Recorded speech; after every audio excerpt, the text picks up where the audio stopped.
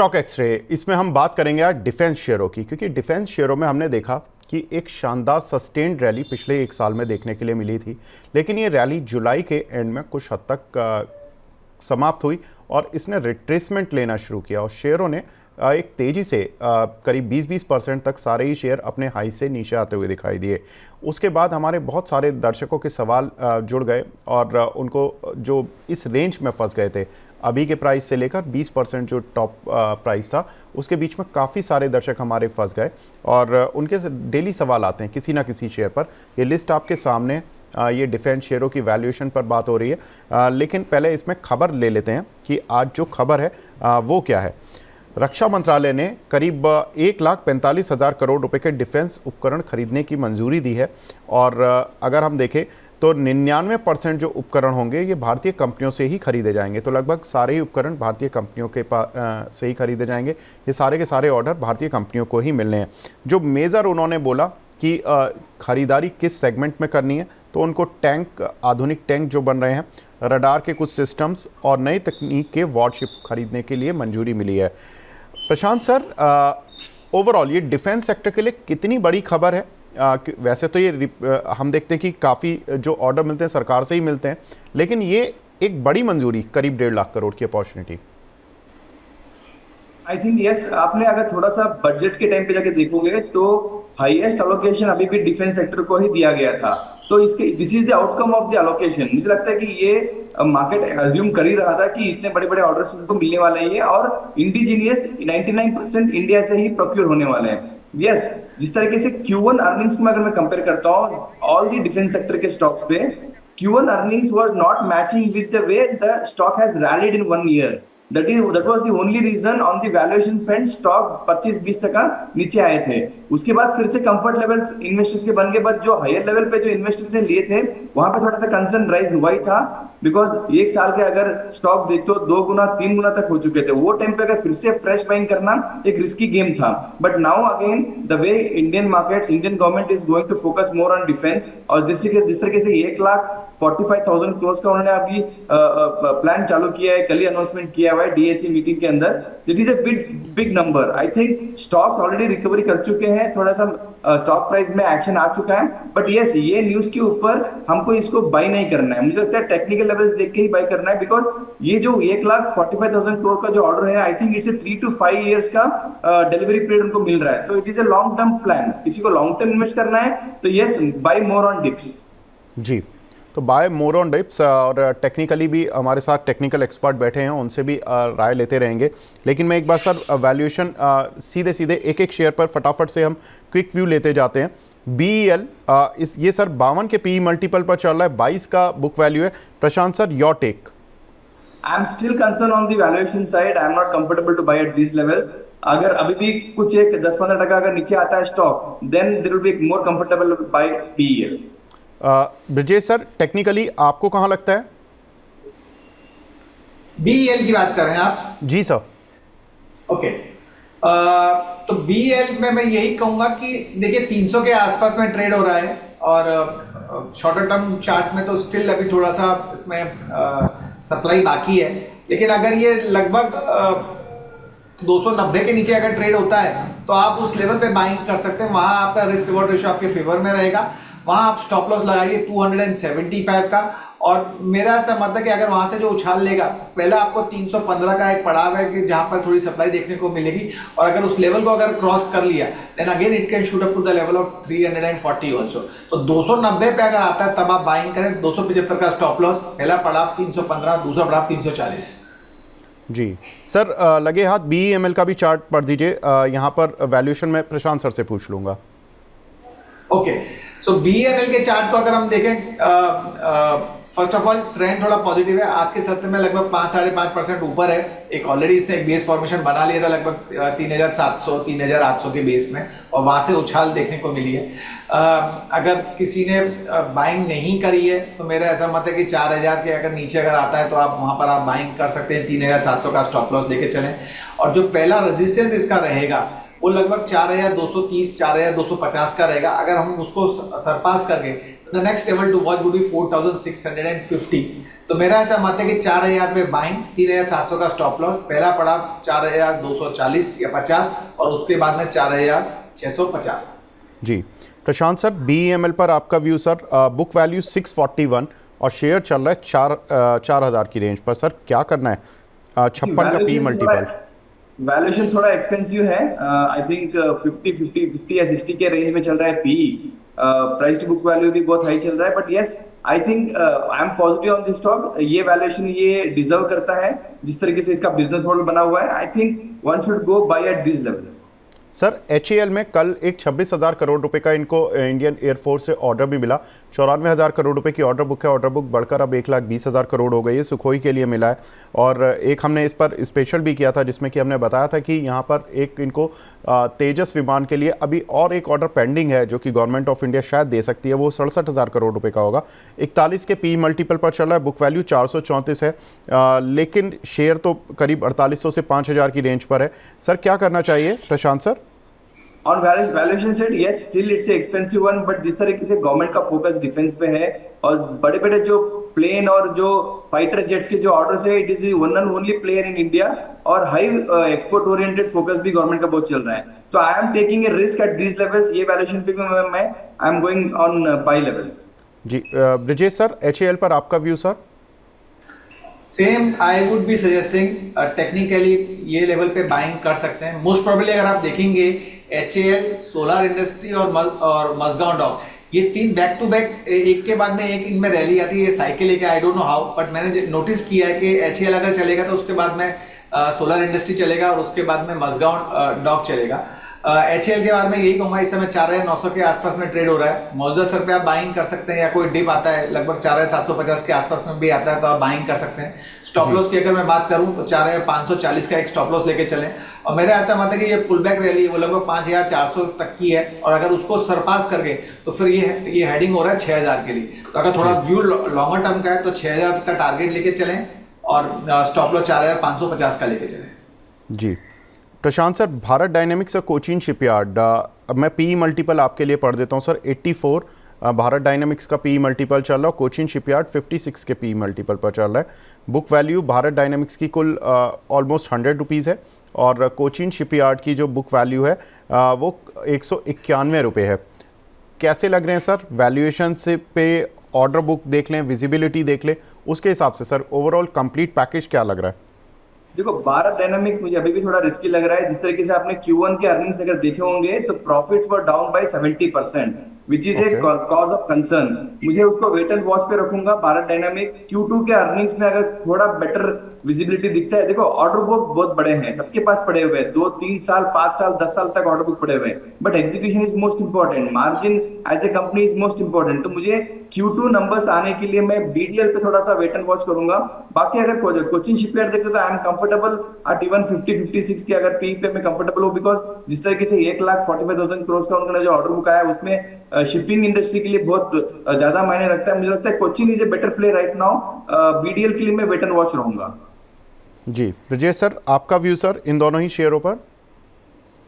तो अगर मैं BDL की अगर हम बात करूं तो लगभग 1795 का जो हाई था 52 वीक है, वहाँ से जो गिरावट देखने को मिली और उसने जो रिसेंट लो बनाया 1222 के आसपास का लो बनाया, फिर दोबारा वहाँ से उठाया। टेक्निकली उतना साउंड नहीं कर रहा है, फिर भी ये है कि एक गैप है, वो गैप को फिलअप करने ऊपर जरूर आएगा।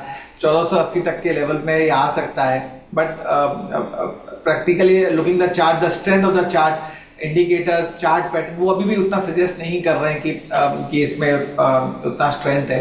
बट फिर भी अगर किसी को अगर बाइंग करनी है तो मैं यही कहूँगा कि with strict stop loss of 1230 का स्टॉप लॉस जरूर लेके चलें, और 1480 का एक रेजिस्टेंस है, मेरे को लगता है वहाँ तक पुल बैक रैली आप एक्सपेक्ट कर सकते हैं इसमें। जी Prashant sir, with your due permission, क्योंकि आज थोड़ा सा शो में आपका कनेक्टिविटी इशू थोड़ा रहा, अगर आप 5 मिनट और दे सके तो सर मैं आपसे ये 5 और शेयर स्टॉक डिस्कस कर लूँगा। I am with you sir. Okay, thank you very much sir. Paras defence sir 127 के पी मल्टीपल पर चल रहा है, 114 रुपये की बुक वैल्यू, कैसे देख रहे हैं सर इस काउंटर को? Again not comfortable. P value is, जो भी पी 100 के ऊपर जाते हैं तो थोड़ा अनकंफर्टेबल बिल्टअप हो जाता है, बहुत एक्सपेंसिव हो जाता है, बिकॉज उसके outer books, execution, fundamental things थोड़े अनकंफर्टेबल हो जाता है जब मैं एक फंडामेंटल एनालिस्ट की तरह सोचता हूँ। बट अगर टेक्निकली भी देखता हूँ तो मुझे कुछ ज्यादा एक्शन नहीं लग रहा है, तो again like BDL I am going to have a wait and watch situation for Paras. जी ब्रजेश सर, आपका व्यू सर?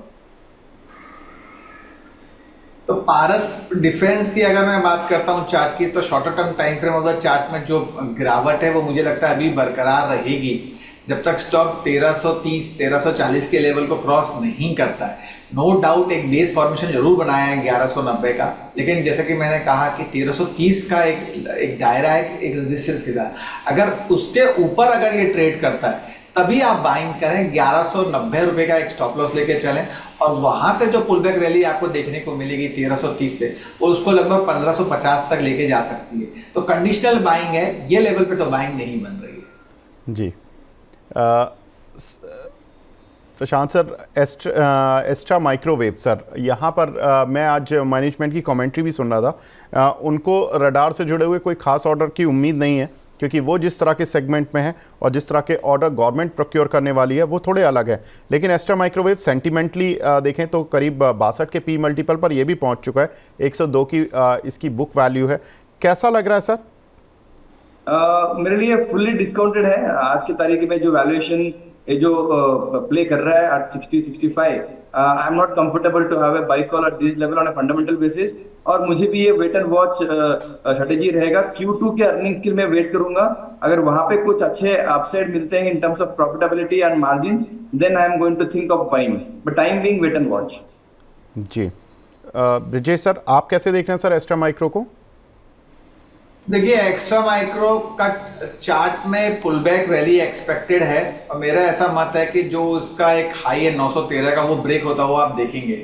तो पहली बात, मौजूदा स्तर पे आप बाइंग कर सकते हैं। स्टॉप लॉस आप 840 का लगा सकते हैं, और 1300 और 913 का जो लेवल है मेरे, जैसे कि मैंने कहा कि मुझे वो लग रहा है कि वो ब्रेक होगा आगे के लिए, और वहां से जो इग्निशन मिलेगा वो उसको लगभग 990 तक लेके जा सकता है। जो दूसरा लेवल रहेगा टारगेट का वो लगभग 1100 रुपये का रहेगा।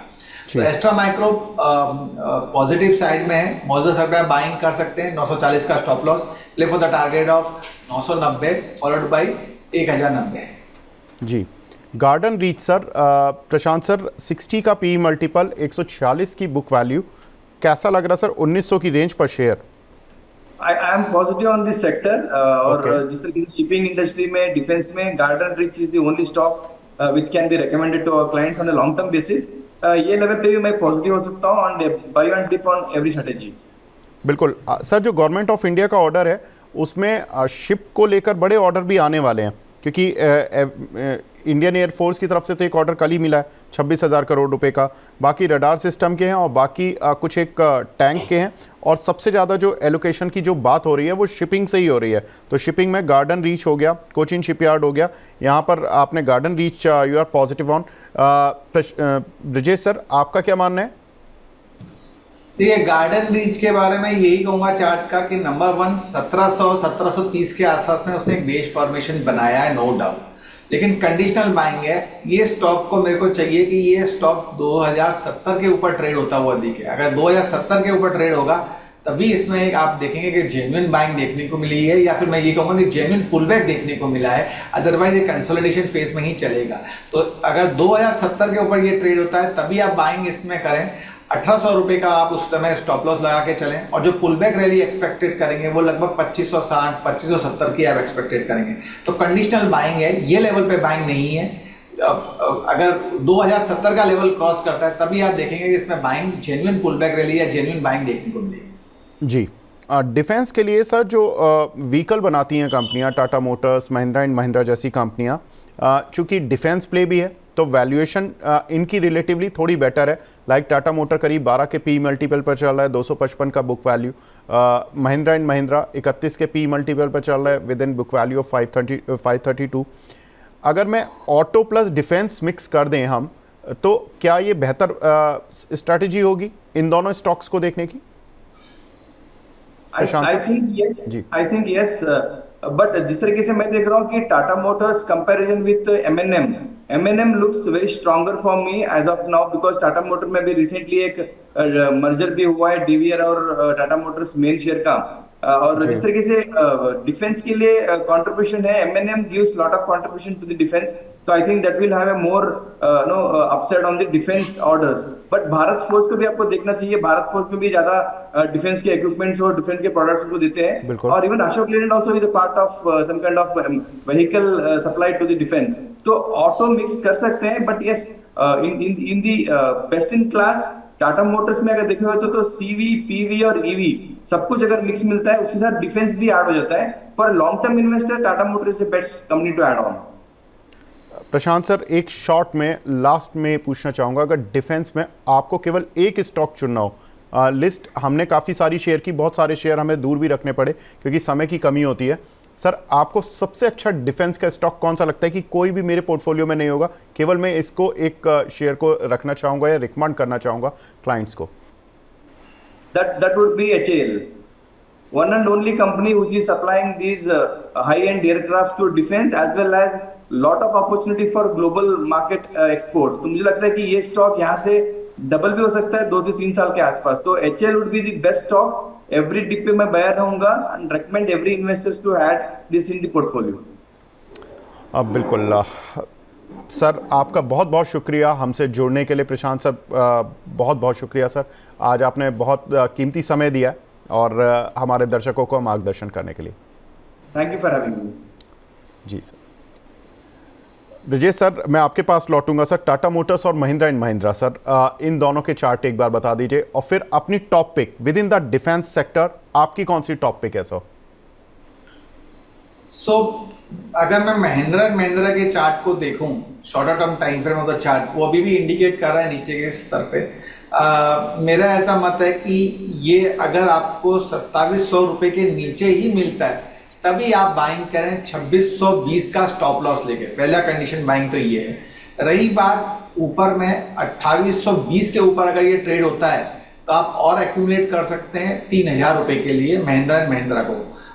दूसरा शायद आपने टाटा मोटर कहा था। जी sir. Tata motor Tata motor के लिहाज से मैं ये कहूँगा कि ये लेवल पे भी आप एक्यूमुलेट कर सकते हैं। 1070 के आसपास में ट्रेड होता हुआ दिख रहा है, ये लेवल पे आप एक्यूमुलेट कर सकते हैं। 1010 का आप स्ट्रिक्ट स्टॉप लॉस लेके चलें और जैसे ही स्टॉक 1140 के ऊपर ये ट्रेड होगा तो आप ये मान के चलिए जो इसका 50 वीक हाई था 1169 या 80 का, वो ब्रेक होता हुआ देखेंगे और ये 1250 के लेवल पे जा सकता है। डिफेंस के स्टॉक्स की अगर मैं बात करूं तो जैसे कि मैंने कहा है कि मझगांव मुझे थोड़ा सा चार्ट में बेटर लग रहा है मौजूदा स्तर के लिहाज से। लगभग 4700 के आसपास में ये ट्रेड हो रहा है। चाहें तो आप इसको ये लेवल पे एक्यूमुलेट कर सकते हैं। 4400 रुपये का एक स्टॉप लॉस लेके चलें और ऊपर का जो टारगेट लग रहा है, मेरे को लग रहा है 5300 और उसके ऊपर अगर सस्टेन किया तो फिर ये दोबारा रिटेस्ट कर सकता है 50 रुपये को, जो कि 5800 का भाव है। तो मझगांव और डॉक जरूर ध्यान में रखें। और दूसरा जो स्टॉक, जैसे कि मैंने पहले भी कहा था कि HAL, मझगांव और सोलर इंडस्ट्री, ये चार्ट पे थोड़े बेटर लग रहे हैं। बैक टू बैक इनमें बाइंग देखने को मिलती है। तो सोलर इंडस्ट्री का भाव इस समय लगभग 10,890 के आसपास में ट्रेड हो रहा है। मौजूदा सर पे आप बाइंग कर सकते हैं। 10,000 का एक स्टॉप लॉस लगा के चल सकते हैं और जो टारगेट रहेगा वो लगभग 11,900 का रहेगा। अगर वो वहाँ से क्रॉस करता है तो फिर आप 13,000 का भी भाव दोबारा रिटेस्ट होते हुए देखेंगे।